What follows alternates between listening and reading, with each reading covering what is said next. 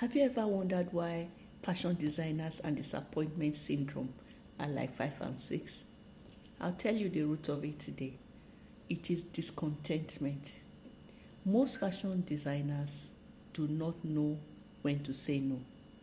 And one of the things that is a hook for them is urgent jobs. Today I want to ask, why must you do urgent job as a fashion designer? If you know that you don't have the capacity for it, why do you go into it? You already have jobs on ground, and then somebody from somewhere brings a new job that looks so irresistible. You forget about your other jobs and you go ahead and collect it, even when you know that you don't have the capacity for doing it. No wonder it will end up with stories, and the stories will be stories that touch the heart. I had an experience today where someone wanted to give me a job, and when I reflected the time schedule and the time frame that she wanted that job delivered, I discovered that I couldn't do it. Because if I took on that job, there will be so much pressure on me, and if I am going to meet up, it will just be by a slim chance, because it was also a job that will require me to cargo the things from here to send to the person. If it is something that I will give the person here, no problem, but I needed to put it into the hands of a courier service to send, and I know what that can be, because a lot of unknown goes into the situation when other people are involved. So I had to turn it down. I had to decline the job. Yes, am I going to lose money? Yes, because whatever income was going to come from that job, I wouldn't get it. But I weighed it against my peace of mind. I weighed it against my reputation. What use will it be to me if I collected that job and I made all the promises, and at the end of the day I can't meet up? And the person is traveling, she's going on a journey, she wanted this clothes so that she can go with them, and then she's already booked, she has a flight schedule to catch.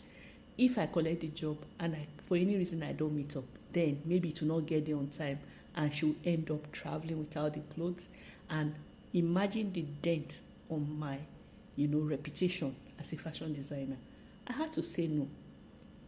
In fact, when I thought of the anxiety of sending those things and then not knowing when they'll get there, I said no. Because I had an experience sometime last year when I sent some clothes from here, and really, when the courier service I use, they'll tell you to take 2 to 3 days, and they have been very consistent. But for some reason, those clothes got to Lagos, and there was flooding in Lagos. And at the end of the day, it took like 5 days before the person got it. Thank God that we had some, gaps in the schedule, and she was still able to get it and go for her event with the clothes, because it was an Ashwebi. I've also had a situation too where I needed to send clothes to the UK through someone who came into the country, and I sent those clothes, and the person who was supposed to deliver it got to Lagos, called the person who was supposed to collect and said, I have your goods here. And they were waiting, and the line went cold, no information.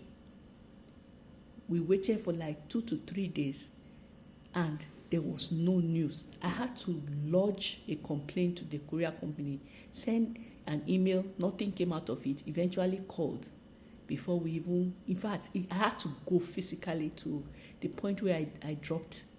After we had sent an email, nothing happened, called, nothing happened, we had to go before they said, okay, they apologized and said, can we give them another place to deliver to, because that place where they were supposed to deliver to originally was a temporary arrangement, and we had to send it somewhere else.